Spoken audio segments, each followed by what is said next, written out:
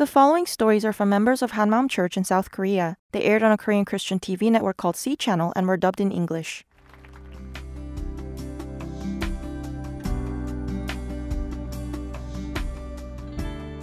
Hello, I'm Hyun-Young's son from Hanmaum Church in Chuncheon. I became lost while trying to find a way to change the world through education. But through meeting the risen Jesus, I discovered a guaranteed path to change the world. I would like to share about the grace of God that showed me this way. When I was in high school, I started liking books because my mom and sister liked literature. But as I read more, I started having critical thoughts. Why do the friends around me need to be potential competitors? What is a meaningful and valuable life, and what should I do to live that life? I had so many questions like these, but nobody could give me satisfying answers. This led me to become even more engrossed with books, and I expanded my readings to the fields of social science and philosophy. After that, my thoughts directed me to the question, how can I change this world to become a better place? When I applied to the Gwangju University of Education, I met a brother from a Christian missions club, heard the gospel, and began to believe in Jesus. After my acceptance to the university, I joined the club and participated in their Bible studies and training programs. When I saw myself gradually changing, I began to think that the gospel could have the power to change this world. In particular, the club focused on one-to-one discipleship training and world missions, and I spent much of my college life evangelizing, raising disciples, and receiving spiritual training. Even when I went to the military, I was extremely busy. In order to become a faithful leader, I did as I had learned from the club, and I made a to-do checklist with items like doing QT, praying, reading the Bible, memorizing verses, evangelizing, raising disciples, serving, exercising, and studying. I checked myself every day and led a Bible study group. And on weekends, I made a 5-week study program for new believers at the military church, and it resulted in more and more believers every week. With all this happening, I was busy with all the spiritual training and different ministries in the military, but if I couldn't check off all the boxes on my list, I felt guilty for not trying harder. Though the scriptures say that the truth will set me free, I didn't feel free. But because Jesus had said, "Whoever wants to be my disciple must deny themselves and take up their cross and follow me," I thought that following Jesus should be hard, and that my endurance and devotion was needed to become a real disciple of Jesus.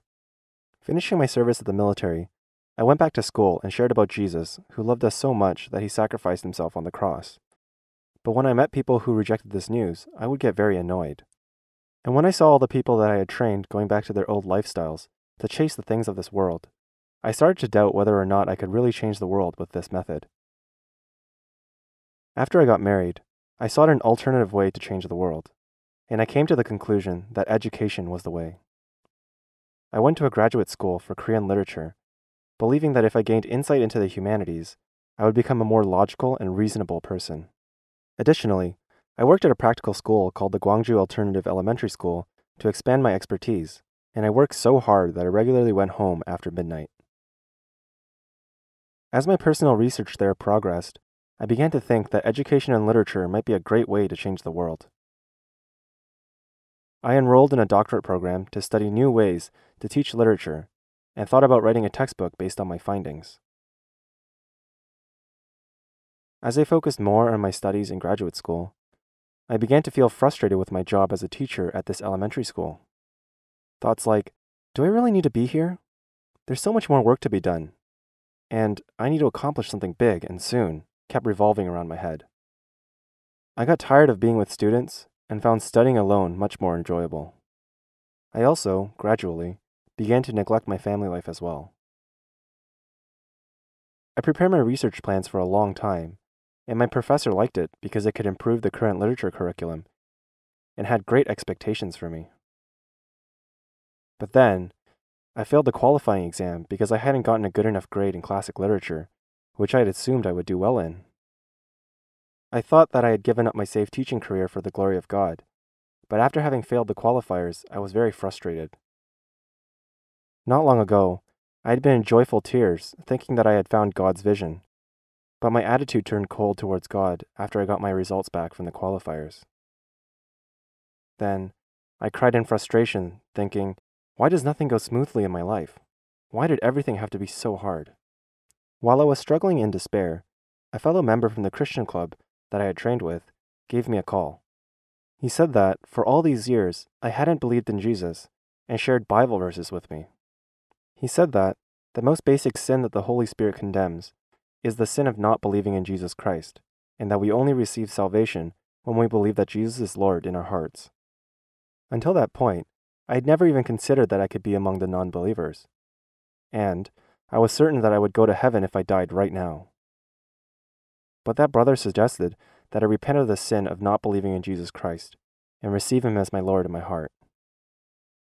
Then, all of a sudden, he asked me, Hyun-Young, who is Jesus Christ in your life? He's my Lord, of course. Hyun-Young, is Jesus really your Lord? Yes, Jesus is my Lord. To be honest with you, it's hard to say that he's 100% Lord. But I think he's 95% Lord, and I own the other 5%. Hyun-Young, Jesus has risen. This Jesus is God. Can you truly confess that he is your Lord in front of the living Jesus? Go home and try praying as you think carefully about who is the true Lord in your life. God will make you realize who really owns your life. On the way back home, I was really confused. On one hand, I was furiously angry, but strangely enough, I couldn't get rid of the thought that I should really think about who my true Lord was. Who could my real Lord be? Is it Jesus? Or is it me? For the rest of the week, I kept asking myself these questions. Funnily enough, I was terrified of his claim that there was no salvation if I didn't receive Jesus as Lord. I thought, on the 1 in a million chance that I don't have Jesus as my Lord, I'm going to hell. What should I do?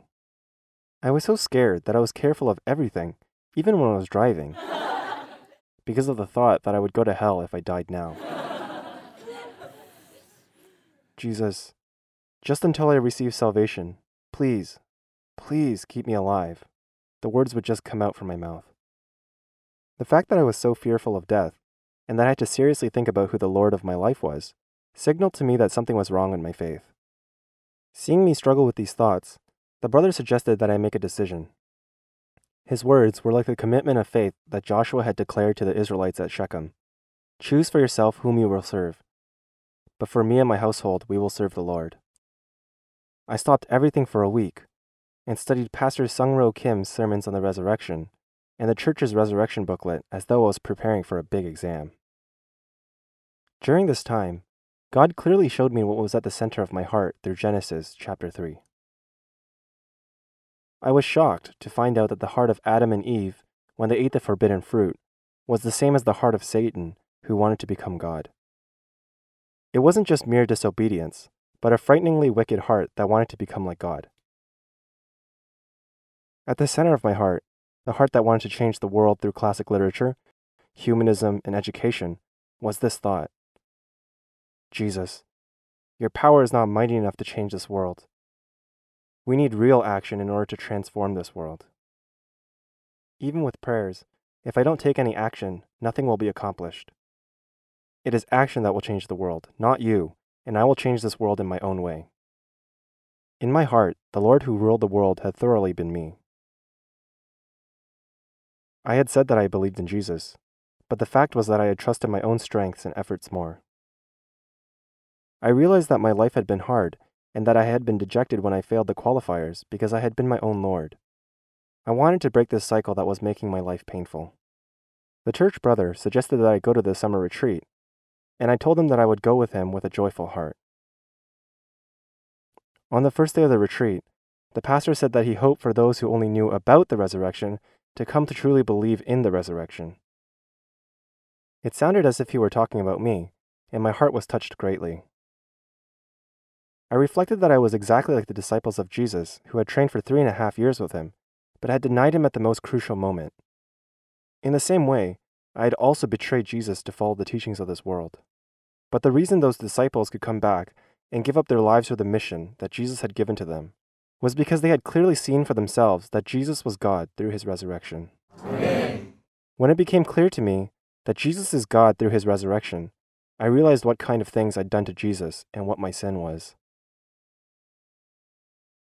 I had been mocking and ignoring Jesus all this time, which meant that I had been mocking and ignoring God Himself.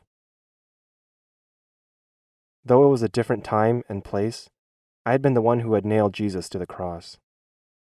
I repented the sin of not believing in Jesus and accepted Him as my Lord in the center of my heart. Amen.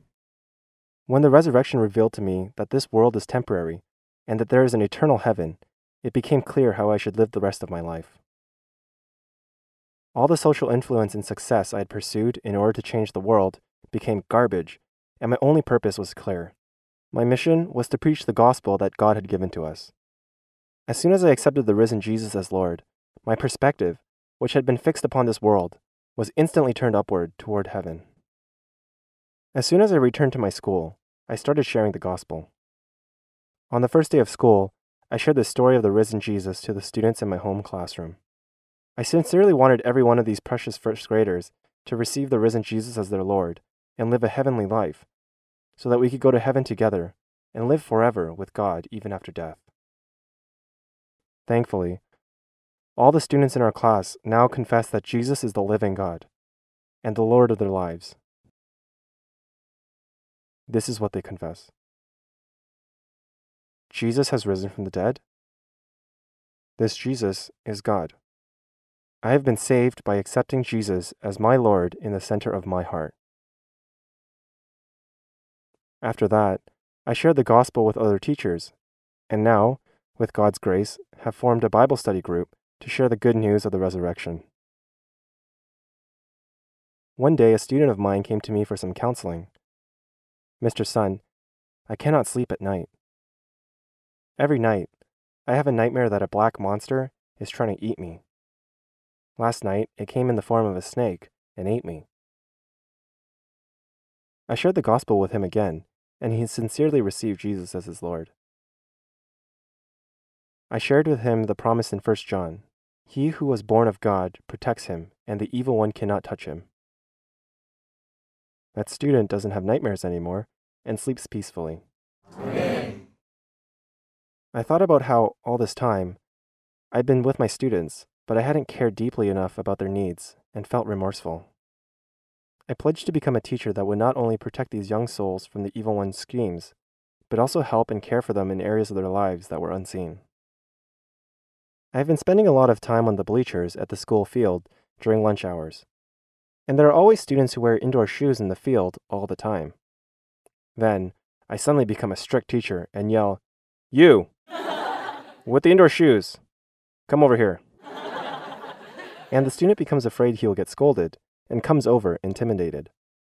Then I smile widely and ask him, "Have you heard of the good news?"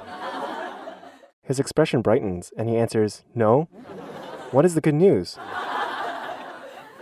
Then I start with, Jesus has risen from the dead, and share the good news of the resurrection with them. This is how I evangelize with indoor shoes. In the past, I tried with all my strength to change students in the world with the teachings of this world. But now, I am certain that Jesus, who has proven to be the truth by the power of his resurrection, is the only answer to changing this world. Amen. There is strength in the gospel. Amen. There is power in the gospel. Amen. And so I have devoted the rest of my life to sharing this gospel. For the rest of my life, in the field of education, as a witness to the resurrection, I will live an admirable life. Thank you. If you'd like to see more stories about how the gospel changed lives, visit us at facebook.com/HMUOnlyJesus or Google us at HMUOnlyJesus.